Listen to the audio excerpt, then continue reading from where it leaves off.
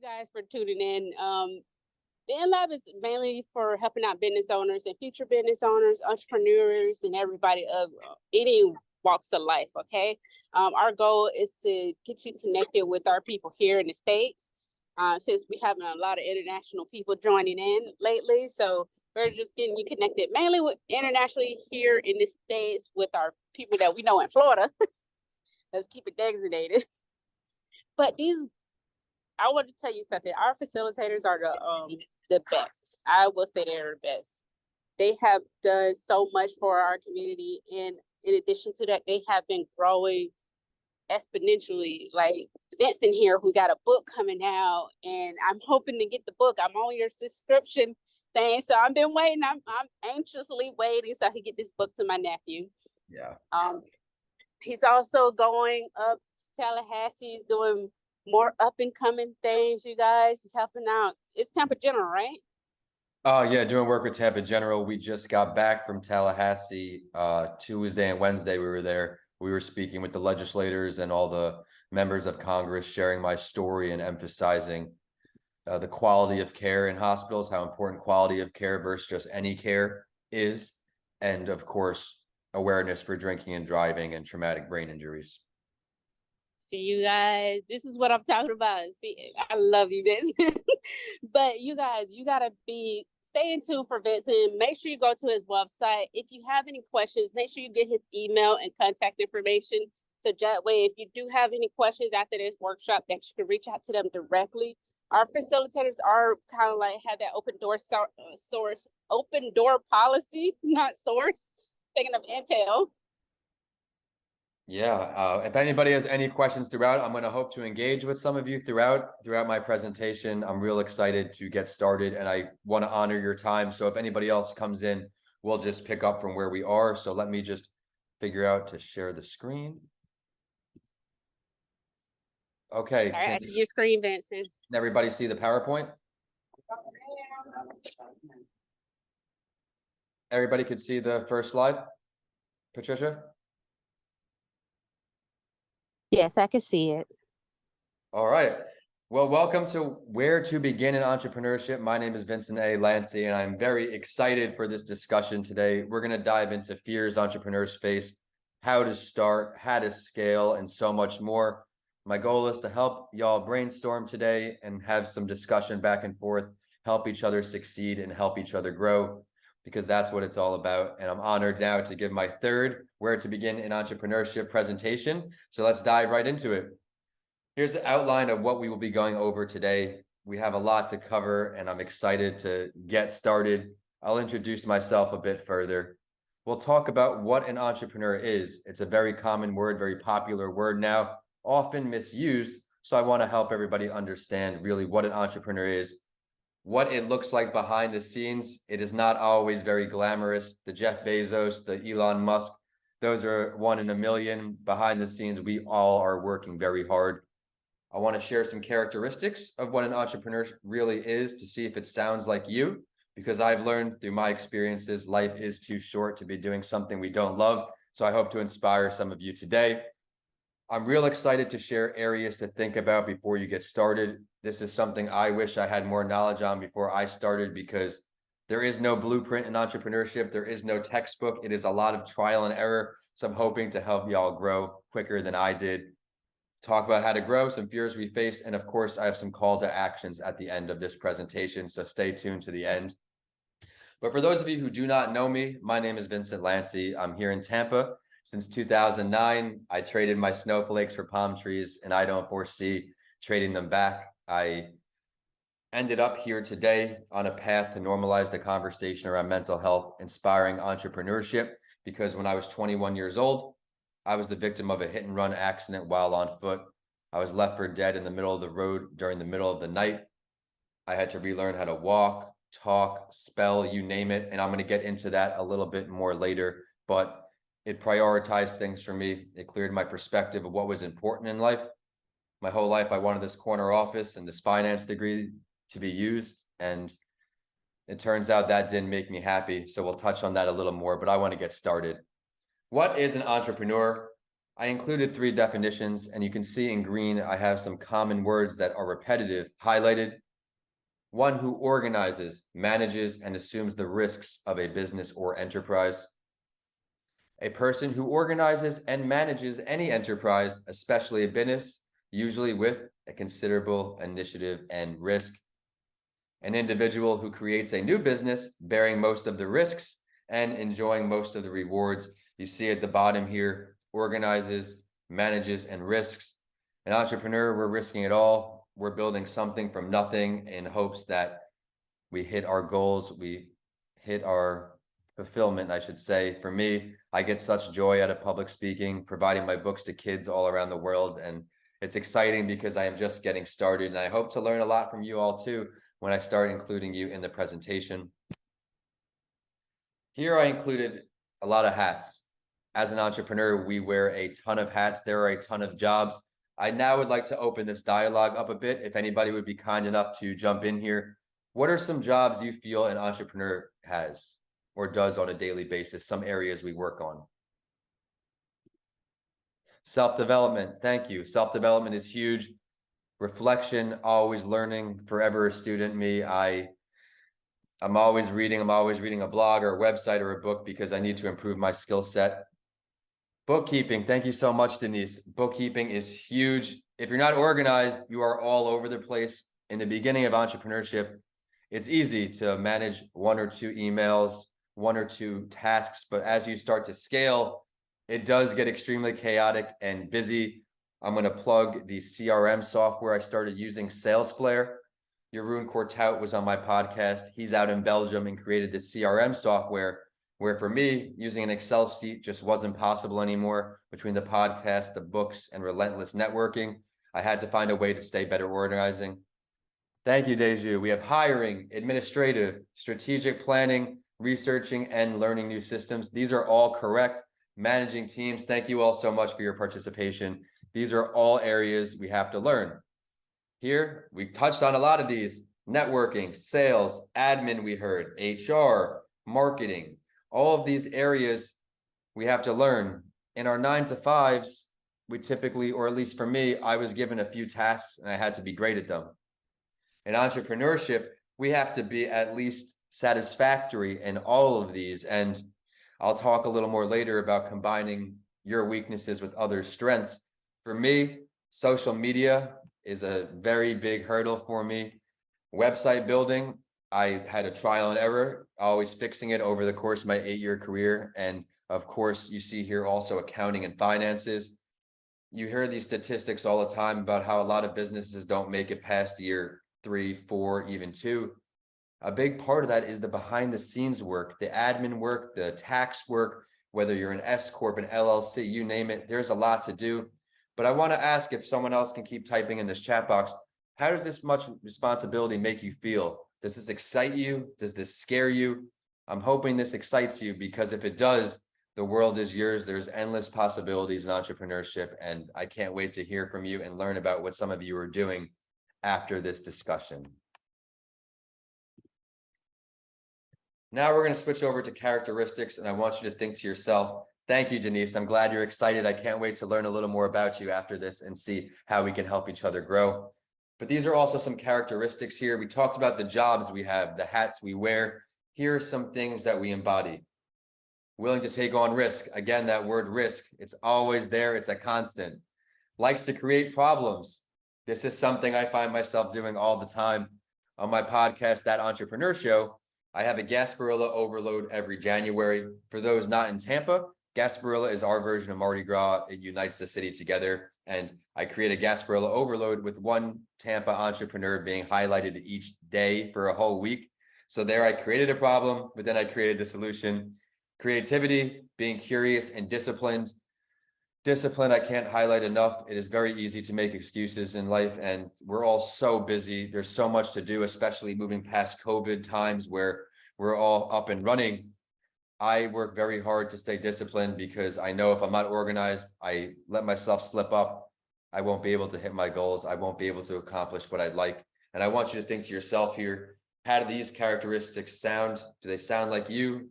Do they sound off you? And Ekaterina, thank you so much. It is both scary and exciting. It certainly is, but I promise the excitement will outweigh the scariness. Once you get the ball rolling, it is off to the races. I touched on my story a bit. In the beginning, I introduced myself, but now I really want to dive into it to let you all know who I am. I'm very appreciative that you took the time to join me today, so I think it is my duty to share my story. You see, January 19th, January 20th, I went out for my first friend to turn 21's birthday. I didn't want to get in the car with someone drinking, nor drink and drive myself. So I took the safe route home, which was walking. Unfortunately, I didn't know that this short walk, less than a mile, could potentially turn into a death sentence. I was hit by a car as I almost finished crossing the road, and it was right near a police checkpoint. The police officer said I went as high as a basketball hoop and I landed on my face. I woke up out of a coma, a week later at Tampa General Hospital, where they saved my life. And they said, Vin, what school do you go to? As a 21-year-old finance student, I replied Pulaski Elementary School. I was a 21-year-old student about to graduate with a finance degree, but my brain was so far back where I thought I was in kindergarten. I suffered a traumatic brain injury, and that is a severe head injury. I had a broken tib and fib, so I have a rod in my leg, 2 bolts in my knee, 2 in the ankle, and of course, this led me to start over. I was a 5-year-old again. I was riding an arm bicycle every morning. I was relearning to walk, talk, use the bathroom, not being able to separate dreams from reality, taking over 6 years to gain my memory back. But as you can see, this built my discipline, my resilience, and this never give up attitude that from my recovery translates right over to entrepreneurship. And unfortunately, bad things happen and you don't see the light at that point. But now I'm very grateful because I have the opportunity to share my story, visit children around the country in hospitals and schools, and just make a difference. But I learned what I really wanted to do in life. I briefly touched on that finance role I thought I wanted, that corner office, that title. But then once I got it, making more money than I had, I realized, who am I doing this for? Because it's not for me. I'm not happy. And I realized right there that money itself, at least for me, does not equate to success. Some of my original expectations and what they taught me: I would move in with my parents. I would have 24/7 care for an indefinite period of time. I had physical therapy, speech therapy, occupational therapy, you name it. And they said I would be out of school or not return at all, be out for a year, When you have all of these things happen to you that come out of nowhere, you're going to therapy, you don't understand why you're in the hospital, because all I was doing was walking home. Someone I had never met had adversely impacted my life ever more. And it was just so hard to swallow. I couldn't understand why I'm in this hospital. How does something happen when I tried to do the right thing, take the safe route home? But this taught me that expectations, they're just that, what people expect. If you bust your hump and you dedicate yourself to something, you can expect to shatter all of those expectations. And that's really what I tried to do. I left corporate America, got my 1 foot in, 1 foot out. I said, enough of this. I'm going to make a difference. I started writing my first book. You can see behind me, Left for Dead, A Story of Redemption. That's a story to introduce you, the world, to who I am. And it includes my recovery and a journal my mother kept in the hospital of all the ridiculous things I said, did, ate, you name it. I find humor because I can laugh at it now, but at the time it was the darkest of days. I mentioned I had that one job, that steady paycheck. I finally got what I wanted. But when I leave that job, I still have these responsibilities. I still have all these bills. I went from one job, commuting 2 hours each way, miserable, to now I have to find ways to make ends meet, make excuses or find a way. I was an online ESL teacher in Beijing, 12 hours ahead, making $10 a class every half hour if I hit my quota. After that, I would be a helper on a labor site, nothing too strenuous because of my leg, but just learning a trade. And then I'd be in hospitality. I was a 28-year-old MBA graduate, taking a step back to being a busboy at a restaurant, humbling myself, learning true meaning of connecting with people, learning how to interact with people better. But at the end of the day, I knew all of these jobs, they were temporary, but I had to take that step. Very uncomfortable, very scary, in order to get where I am today and where I want to go. Sacrifices are just part of entrepreneurship, from social life to a paycheck for flexibility. It's how bad do you want it? And for me, this is my life. This is everything I dreamed of, and I just can't wait to keep growing. I want to ask you to think to yourselves, when should you start? Is there a perfect time? And the answer is absolutely not. There's always something, a pandemic, you get sick, there's a death in the family, you name it, there's always going to be adversity. And if you sit in the sidelines for too long, you may just have your dreams sit on the shelf forever. And there may be someone else who gets your idea off the ground first. So I really challenge you, and there will be some more challenges at the end of this today, to get going, live your dreams, connect with others, connect with me, Patricia at the HTC InLab, who does a phenomenal job at connecting us entrepreneurs. There are a ton of free resources out there. I really would love to help you. Please let me know what you're up to after this. But before you start, I won't read these word for word. I'm going to give you the opportunity to read it. Don't throw 1,000 darts. What do I mean by that? In the beginning, I didn't want to give up any money. I didn't want to miss a paycheck. I say my story, it can relate to everybody, which it can, either directly or indirectly through a family member, a friend. But that's not how business works. You have to really niche it down, find the impact you can make most. And for me, it went from mental health and entrepreneurship. I started the 2 podcasts to extend my brand, a mental health break, that entrepreneur show, and now writing with authors. Niche it down even more. Kids mental health. I am a mental health author. And now, as Patricia mentioned before this, I have my new book for toddlers, my last age group, coming out the first day of spring, March 20th. And that will complete my Healthy Minds book series, which I am so honored to have collaborated with so many great individuals, with the goal of letting kids know it is okay to have feelings. It is okay to have these emotions, and they are not alone. Identify a problem, provide a solution. For me, it's inspiring entrepreneurship. It's helping others improve their mental health, specifically kids and parents. With my next book, I am honored to have worked with a tutor in Colombia over the last 2 years to learn the basics of Spanish, where I wrote this book in English and Spanish. I'm teaching these children the languages that are very highly used in the world, English and Spanish. And also, there are some adults out there, some guardians, some parents who may not be like bilingual too. So I'm excited to teach them as well. Look into it. Has it been done before? For me, there are probably a million public speakers. So I would look at Zig Ziglar, all these videos, Gary Vee, take away bits and pieces and make it your own.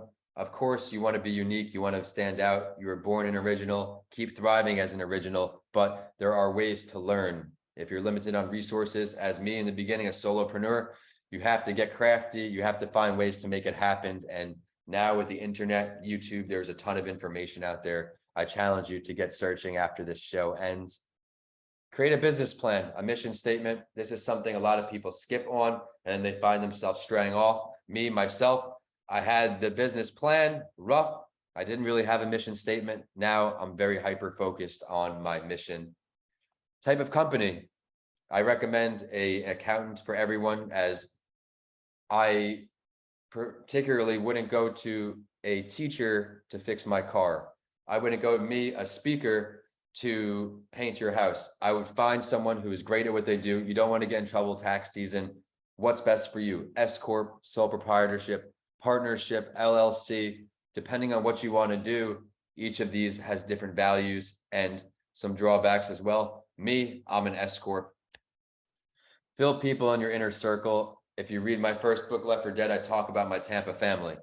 Even though I was back in New York recovering, rehabbing, where I spent 17 years of my life, I just was not at home. I'm so blessed to have a Tampa family, not just friends from college, but teachers, faculty in the community. Big shout out to my coach, Rod Buchan, Lee Bell, and of course, Carlos Garcia, who also does some of these HCC presentations. His company is a sponsor of my Mental Health Break podcast, and we've just become the closest of friends. You need people to count on. You need people to rely on. You cannot do this on your own. Although I work alone a lot, my podcast, my books, I'm by myself in my office here most of the day. I have to have great collaborations, and I can't do without many of you out there today, especially tuning in with me today. Have you been saving to take the leap into entrepreneurship? I briefly touched on going from my bank salary to a few hourly wages. Build up a little nest egg before you take that leap. In my opinion, that is the best way to do it, because you won't stress. There is enough stress in entrepreneurship, as most things will not go as planned the first time, the second time, the third time. But if you keep plugging away, they will grow. This is one of my favorite slides, how to grow. It's exciting to get kicked off the ground, but once you're there, how do you keep growing? For me, Left 4 Dead was my first book. I had to find a way to extend my brand. You see there at the bottom. I Googled top 50 mental health doctors, influencers in the country. I reached out to them to start my mental health podcast, the Mental Health Break. And then from there, the show just kind of took off. I replicated that process with That Entrepreneur Show, because once your inner circle dries up, you still want to keep the show going. You don't want to end the show right away. In podcasting, I think the statistic is most shows don't go past 10 episodes. People have that itty bitty committee in their heads saying, oh, there's so many podcasts, all won't stick out. No, you will stick out, because most of them don't last past one season. And I've learned this all at PodFest. I've gone there twice. Big shout out to Tampa entrepreneur Chris Krimitsos, who puts together one of the best events I've ever been to. And for everyone out there, if you're looking for a way to extend your brand, it is free to start a podcast. I have podcast courses I've taught. I have it on my website for you to connect with me. And on my YouTube channel, I've done a speaking engagement at PodFest 1 year that talks about how to start your podcast. Please go check that out. It is free. It is on my YouTube channel. Relentless networking is something I can't stress enough. I take thousands of no's over my career, and I'm not kidding. One way I've taken thousands of no's is during the pandemic. I reached out to a list I created of 967 principals across the country. I promise you, it was less than 2% I actually connected with. It may sound discouraging, but it truly only takes one. And that's my motto in life. From my baseball coach as a kid, Coach Tom, it only takes one hit. But for me, it takes one connection, one conversation. You never know who can change your life and whose life you can change, because that is equally as fulfilling, if not more. There's no better joy than when I speak in a classroom, speak at a school, and I have that one or two kids that come up and give me a hug or shake my hand. I think that's what it's all about.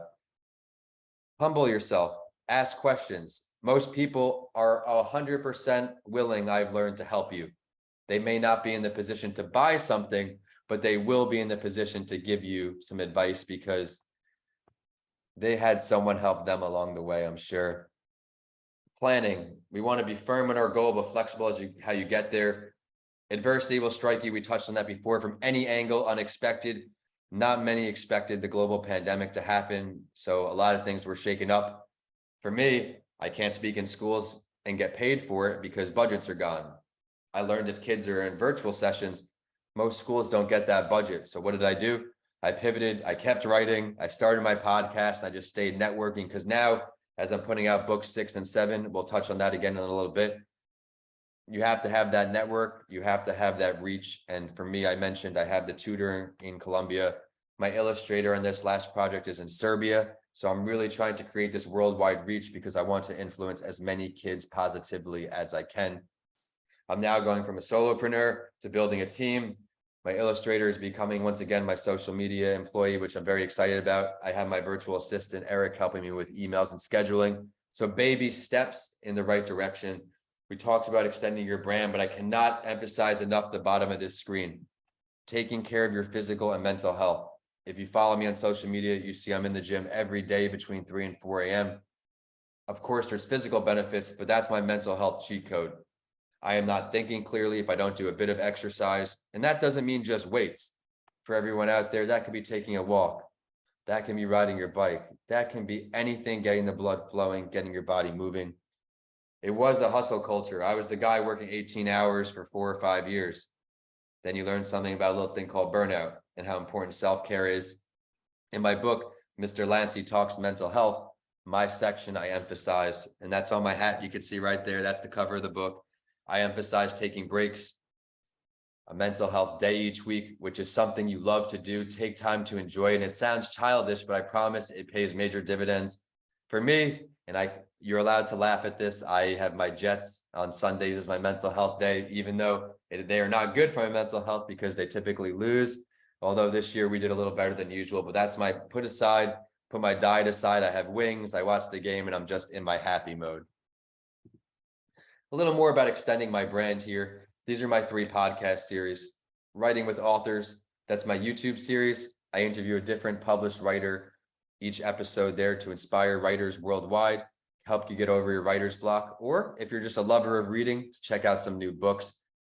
I opened that show on YouTube because, like many, I had this shiny object syndrome with Instagram.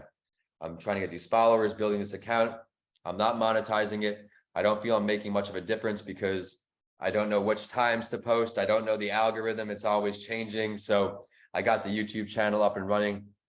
Admittedly, the hardest 100 subscribers or followers I've ever had, but there's a lot more engagement. I've had a lot more success come from conversations off my YouTube channel. So if you don't have a YouTube channel, just start somewhere. I cringe at my early videos. I cringe at my early podcasts, but you have to start somewhere. And once you get started, you never know which doors will open.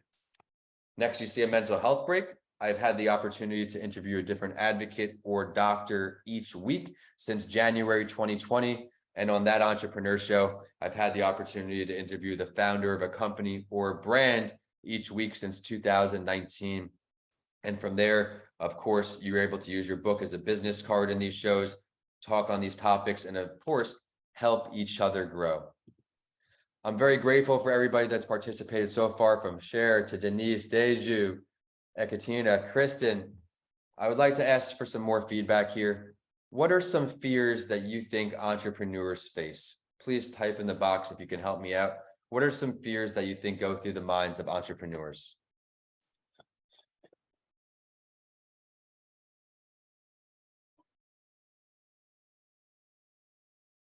Thank you so much. Not being successful and losing. That is a huge fear, a huge fear, excuse me. Whatever you do, I believe in, I want to do well, and I put an immense amount of pressure on myself, and that's not always the best thing. I am a recovering perfectionist, like many entrepreneurs out there, but my advice for that is success is defined in your terms. What other people think of you is not important, because in life, everybody is going to have an opinion one way or the other, so you might as well do something you truly enjoy. Fear of failure.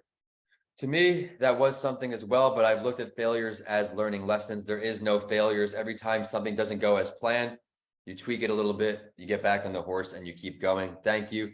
Getting backlash, absolutely. It goes back to others' opinions. You have to find a way to tune that out, and that looks different for everybody. When I went home to New York to recover, I couldn't be on my own. I had to be with my family and loved ones to go to these doctor's appointments. This is when Instagram was first getting big. I was a senior in college. I'm watching all of my friends having the best time, finishing up their graduation, finishing it all. And from there, I just started not to care. I just started tuning things out. It was focused on my recovery and how I can help others succeed. The backlash from everything I was doing, it didn't matter, because at first, people have a lot to say negatively, and that's just part of the game. But as you start to make strides, you start to see people coming around, being supportive. So it's very interesting to find that. I challenge everyone to not give up. Putting your message out there and having it misunderstood, that is a great point right there. And my advice for that is just to keep putting your message out there. The more you do it, the more clear your message becomes. Through practice, through trial and error, you'll fine-tune your pitch, fine-tune your message, and being able to collaborate with like-minded individuals. I have right here, these are my 2 mental health books before the next one. And I've had the opportunity to collaborate with different people in this book. Once my message was out there, it's humbling because people want the opportunity to work with you. And in these books, it's just an honor to have people willing to put their name in one of your projects. And I cannot wait for everyone to see the next book, which I'll talk about right now. It's called Going to School. It is going to be the official go-to book for toddlers. I mentioned it's in English and Spanish. But in this book, kids are not only going to learn about it's okay to have feelings and emotions, they will learn about life at school, going out of the house on their own for their first time, daily activities like brushing their teeth, sleeping, all of these things. We're going to help these kids so much, and that will be bundled with another elementary school book. It will be an early educational book where maybe kindergarten, first, second, young readers. This is more for 3rd, 4th, and 5th graders. These are all on Amazon, and I do offer signed copies through reaching out on email. I have no problem, and I love that. But back to these fears, I challenge you, move past them. Fears are simply an illusion. They're just a roadblock. That is that itty bitty committee, I call it in my head. Get out of the way. If you're scared, that's normal. If you have fears, that's normal. Once you do something once, I hope you can relate to me in life. It is a little easier that second time, and that goes the same with entrepreneurship. Here are some more fears we're talking about. Failure, I've heard that. Not being good enough. We've heard that from y'all. Thank you.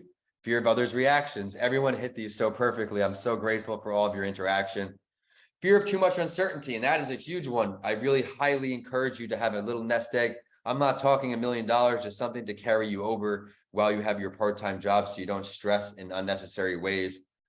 Uncertain how to start. Again, there is no blueprint. There is no textbook. You have to just figure it out. It is supposed to be scary because it's not for everybody. Some people, a 9-to-5 is perfect for them, and there is no right or wrong. Having that steady paycheck, that security. For others, we love to find new ways to make revenue every month. I have no idea exactly where my money is coming from. I know some are book sales, some is my podcast sponsorships, some's my part-time hustles, some is a speaking deal. You don't really know where it is, so you have to hustle and just never give up. You never know when that right time is to start because it doesn't exist. It's right now. It's once we hang up all the ideas you have, you start them down in a notebook, you start typing them up, putting your thoughts together and sending me an email to get in a call with me, a free call. We're going to talk and we're going to help you accomplish your goals. But it is almost time to sign off, and I have 3 challenges for you, and then I'm going to open up the floor. I really hope to learn more about you. I would love for you to share me some of the projects you're working on so we can bounce some ideas off each other and help you grow. 1, find a mentor. We cannot do this alone. I am extremely grateful and blessed to have mentors in my corner. My career coach, Rod, is from grad school. When you earn your MBA or a master's degree at UT, you have the opportunity. You don't have to, and believe it or not, a lot of people say no, to get a free coach. Now it's not free anymore, but in college, you get this mentor. He's been one of my rocks. We talk every week, and it's a true honor to just have someone who is so invested in you and cares so much because of the work you do and the type of person you are. If you are looking for a mentor, someone to just bounce ideas off, I would be honored to be in your corner. I would love to keep in touch and stay connected. Please don't be shy. Please reach out to me either in private or after the show. Either or is fine with me. Again, number 2, be relentless with that networking. It is not going to be easy. You're going to take so many no's, but just takes that one yes. I truly believe that. And I've had some good yeses, and I'm still waiting for that big yes, and I won't give up until I get there. Number 3, you get it. Never give up. There are going to be ups and downs. This is a roller coaster in entrepreneurship. It is a series of highs and lows. That is not for everybody, and it does take a toll on you. But through activities like in my books, I share for your mental health routine, exercise for me. Again, I'm a big holistic guy in a lot of ways: diet, nutrition, water, exercise. Just don't let yourself down. You learned my story today. Life is very, very short. You got this. I do want to thank you so much for joining this workshop, taking time out of your busy days, your busy schedules to sit with me today. I am honored because of how much interaction we had today. If you want a copy of this PowerPoint, no problem at all. Please reach out, whether in private or after this, I'll give it to you. Here are some of my links, and I also include the InLab link. HTC InLab is who funds all of these presentations, and because of that, there are so many great ones. I tune into a bunch on the Eventbrite website, and on this website, you'll be able to find and add some to your calendar. They have everything from cryptocurrency to the psychology of an entrepreneur, how to begin in entrepreneurship, you name it. There's so much they offer. So I want to also take this time to thank you, HTC InLab, Patricia, for putting this event together, and to all of you who tuned in today, and some of you who didn't make it. There were a lot of signups today. When we share this presentation with you, I like to see you. I'd like to see your feedback, all of that. Okay, I'm seeing some comments here. Did you always want to be a writer, or did your accident make you want to become a writer? I had zero aspirations to become a writer. I wouldn't say it was something I never do, but it wasn't on my immediate agenda. To give you a little background, before my brain injury, I was interviewing on the 2nd round with a company called West Marine. Long way from finance, but it was a market analyst position in California, actually, where I'd be on the boats using market trends. West Marine is that company that makes the boat tubes and a lot of boat supplies. And here we are now. I had worked tirelessly to build a great resume. Interned at Northwestern Mutual my sophomore year, Merrill Lynch my junior year, worked at a Big 4 accounting firm, PricewaterhouseCoopers, before I even graduated. I was working there full time, and it just didn't make me happy. It's never too late to make a life change, whether you're 20, 30, 40, 50, 60, 70, 80. I've seen, connected with that podcast, some older folks, and in the elderly age, and they're podcasting, starting businesses. It's so exciting, and it motivates me to stay hungry as I get older. I would like a copy of this PowerPoint. Absolutely, Deju. I'm putting this right now in one of my sticky notes on my board right here. I'm going to get you this PowerPoint as soon as we end. You're going to impact many people's lives with your story. Thank you for the kind words. And I can't do any of this without y'all. I can't speak to myself on an engagement. This is my third one. They've grown each time. And I really hope to see you again next month, as there's just another opportunity for networking, more opportunity for discussion. Denise, for legal and tax purposes, do we need to register our business if we're using our name as a sole proprietor? I am not positive on that. There are different benefits and negatives to each branch. I don't want to steer in the wrong direction, so I'm so sorry I can't give you a more definitive answer.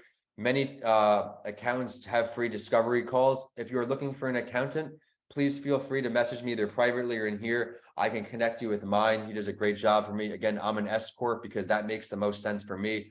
I am working on starting a renovation business. Just signed up for LLC and just waiting for everything to be finalized. That's very, very exciting. Where are you located? I would love to learn where you're located at. Are you in Tampa?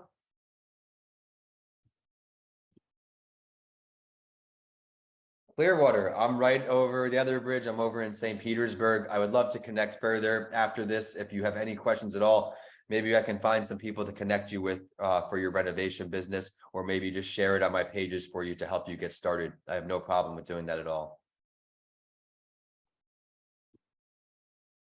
You're very welcome. No problem at all. If you wouldn't mind, if you would please drop your email address in the box. I have Deju's email address. I'm going to send you the PowerPoint. And then while I have your email address down here, we'll be able to go back and forth and maybe hop on a Zoom together, learn a little more how I can help you grow. And then, of course, share your information on my pages. Okay, well, and thank you for everybody who did stick around to the end of this presentation. If you have a toddler in your life, or a nephew or a niece, or any toddler in your life, DM me or email me. I'm going to drop, I don't know if everybody can see this in the chat. I'm going to drop my email address in here. I will be happy to give you a copy of my ebook when it comes out, Going to School. If you are interested, of course, please reach out to me. Tell me that you were in this workshop today. You joined me today. I'll send you a free copy of that. I don't want any money. I don't need anything from it. If you like it, I just ask that you let me know. I'd love to hear your favorite parts of the book, what you enjoyed most. Leave a review if you'd like. And that's just something that helps authors so much. It's scary to ask people for reviews, but that is how we grow. If you enjoy any books that you read, leave that author a review, because it really will help them so much. And again, my email address is info@vincentalanci.com, info@vincentalanci.com. And my social media handles are @VincentALanci. I am on each platform. I'm trying to get more involved in YouTube because it's more face-to-face, and YouTube is where I have the exclusive show, Writing with Authors. The other podcasts are mainly audio with some video clips on that channel for you to enjoy. Well then, all right. I want to thank each and every one of you for taking the time to join me today. I know you're all busy and you took an hour to be with me. I hope you found value in this presentation today. I hope to see you again next month so we can connect one more time, do some more networking. You never know who will be in this room next time. It's going to be a lot of fun. And until then, thank you so much for your time, for tuning in to Where to Begin in Entrepreneurship. They have asked me to do this on a monthly basis again, so please come back. Thank you for the kind words, Denise. I look forward to connecting with everybody who dropped their email in here today. And I do hope to hear from some of you again. info@vincentalanci.com. I want to get you a free copy of that book. I want to stay in touch with you, and I want to help you grow. Thank you so much once again, and God bless you all.